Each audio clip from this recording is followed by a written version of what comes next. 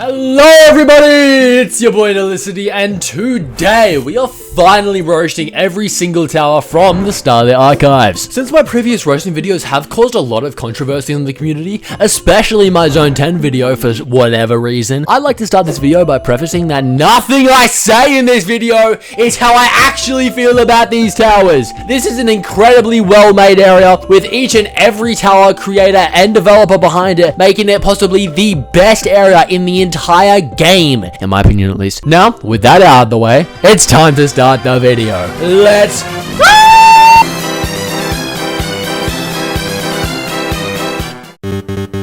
Playing 2/3 of this tower in black and white felt like 40 minutes straight of watching To Kill a Mockingbird, but without any of the racism. Which, if you watched To Kill a Mockingbird, you'd understand that without the racism, it would have felt like you just sat through an hour of watching things happen without ever knowing when the plot is going to begin. And including 20,000 voice actors to your tower doesn't make it any more engaging if 80% of them sound like Discord moderators. So, the whole premise of this tower is that it makes no goddamn sense at all. Like what? Okay, let me describe it for you real quick. You get sent back in time to the fucking Iron Age just because a time machine you found out of nowhere felt a little bit freaky. Then, you know, you get sent to the future where some fucking omnipotent being treats you like a fat-fed lab rat waiting to have its brain studied. What kind of narcotics do you have to be consuming to think that any of this makes any sense at all? I don't know what was happening in this tower. The only emotional depth that this entire tower has is at the end, when the game pathetically tries to guilt trip you into feeling bad for some guy's dying child, right after he's trying to kill you and steal your job. You know what? Screw that fucking dying child. I don't need my promotion. After playing this tower for less than half an hour, I cannot fathom how this tower even got into this area in the first place. Apart from one slightly noticeable and never reused thingy-majiggy that gets used once every couple of floors and is never seen again, this tower was honestly the most uninteresting modern tower experience I have ever seen since the release of Zone 6. The only sign that this was actually made after 2019 is the somewhat fancy dialogue this tower uses. Other than that, you literally cannot tell the difference between this and a Zone 2 tower. When you have a whole 2 years to make a unique tower with an engaging story, anyone could assume that the very first step is to figure out how to make a tower with an engaging story, yet even this failed at doing just that! You would have to be a pure-blooded saint or an overly generous AI chatbot to believe that this deserves a placement higher than 14th, since now I'm too scared to see what the other 2 towers that came before this will be like. Thank you, Toppler, for showing us why nobody wants to play classic towers anymore. You can make them, we don't want to play them. Before playing this Steeple, I had heard nothing but negative comments about it, so that had me intrigued as to how bad this was actually going to be. Even while the place itself was privated before release, I still didn't think it could be that bad. Even while playing the tower itself, I didn't think it could be that bad.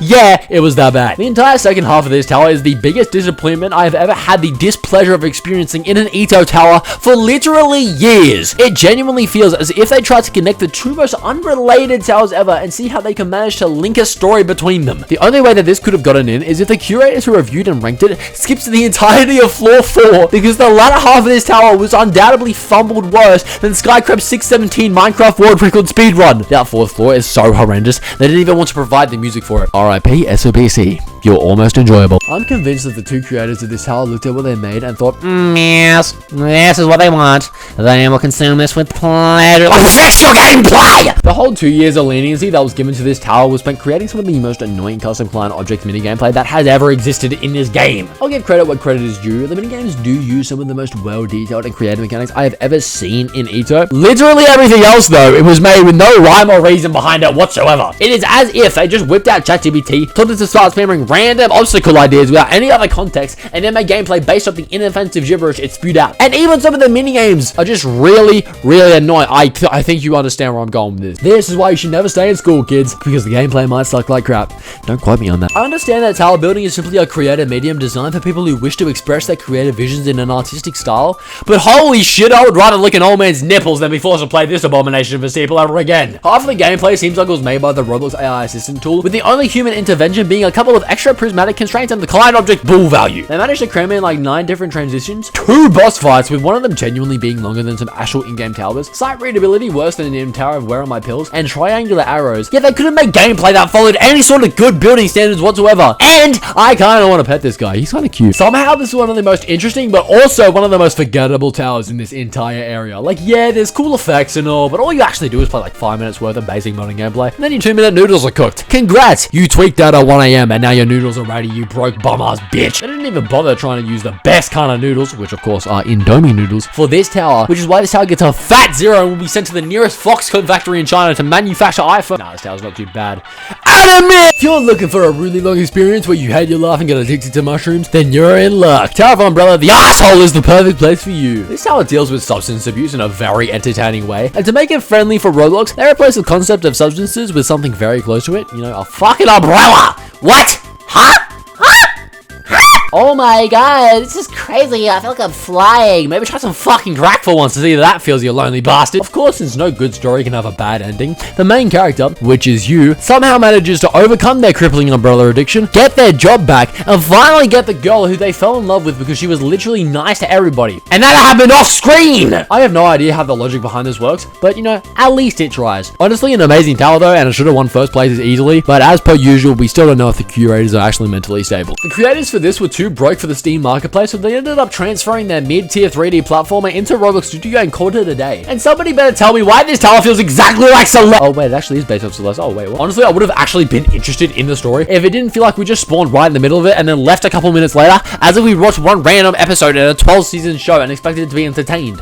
Blue tower. I pray to the Lord that there is someone out there with severe arachnophobia who played this tower and started freaking out when they saw it was about goofy looking spiders. I felt like I was about to be violated by this spider in this damn cell. Like seriously, why does he look like that? He looks high as hell, like someone just slipped in some Viagra or something. And I am so glad that spiders are common in Australia, because if not, then I would have clicked off of this without a second thought. This is my first thought, which is too damn disturbed. Nice boss fights, by the way. That's like a genuine comment, by the way. Nice boss fight. This tower is a modern day curator's wet dream manifested into a purposefully unfinished idea, and I'm gonna tell you why right now. The theming, design, creativity, and its pure amount of grandness are definitely some of the area's best. Yeah, when you actually experience the gameplay, you feel like you want to rip the keycaps off your keyboard and start throwing a gigantic temper tantrum, because it feels like I'm playing a mid-roll monster tower with absurdly atrocious safety nets that only exist to touch me inappropriately. And while I never expected a game about Roblox physics to be the best at storytelling, I could not for the life of me actually understand what was even happening. Who the fuck is Crystal?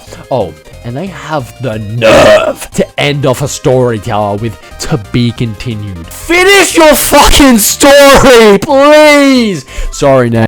Oh my goodness, he's got blood. Oh my god, you gotta have that in the chill in this game. You can't show blood. Tower Warranted Retribution is one of those towers that if you were to ask someone their thoughts on it, they would spit on it, kick it, punch it, twist its neck like a boppet, and throw it in the trash when it really isn't even that bad. And apart from the horrendous gameplay loop being somehow way less diverse than Tower Double Trouble, it really is just not that bad.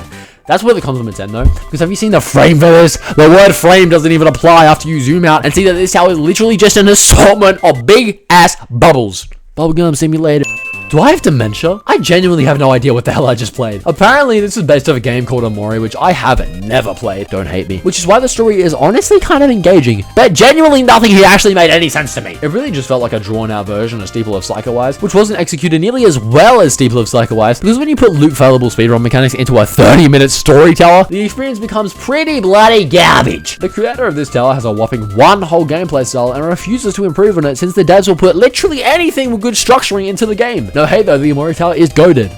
Also, do I have dementia? I have no idea what the hell Have you ever met someone who tries to stand out by copying everybody else because their core personality is just as boring as 9th grade biology? This is the tower equivalent of that. You have the weirdness of Tower of Nothing New, a part count that is nearly double that of Toad Dice, the EToH version, an absolutely disgusting tower name that will sacrifice to Satan himself to make an acronym that almost thought was cutesy wootsy and slightly below average fast-paced gameplay ripped straight out of Speedrun 4. All in one tower! If I was a kind-hearted soul, I'd say that this tower had slightly more story to it than a moldy sun-dried tomato, but I think a more accurate term for it would be less than or equal to, mainly because both of those symbols combined look like somebody vomiting. When you look at this tower from a theoretical perspective, it's really well made, but when you go into this blind and without a CRP guide, it becomes so loop-failable that it makes Tower of House Without Home look like a walking simulator. The evil Pisa organizations that are out to get me are so malevolent that they're even trying to steal my enjoyment by putting so much drastic progress loss in such a long Steeple. The execution was fumbled, but at such an insignificant level to most people that you'll see the masses glaze in this tower because the frame looks tasty as fuck. Oh my god. I just want to get my grimy ass hands into that thick crust and bite down on that yummy ass pizza. Anyways, yeah, it's okay. Yeah! Just when you thought you're having a nice, calm experience, BAM! Final stretch for half of the Steeple. You have 70 seconds. Go, go, go. You must reach the top. Now, go, go, go! fact that we actually got a Steeple in this area, that's the length of a Steeple, and is able to perfectly balance story, gameplay, and design is unreal. Nox and Cherry did a great job in this, but if I have to play another final stretch like that without a guide, I will most certainly kill myself, alright? Cool. Was there anything left of this area? No Citadel, no Soul Crushings or anything like that? I don't even know. Oh, hell nah! Thank you for watching the video. I have literally nothing to say. I'll see you guys next time. Peace.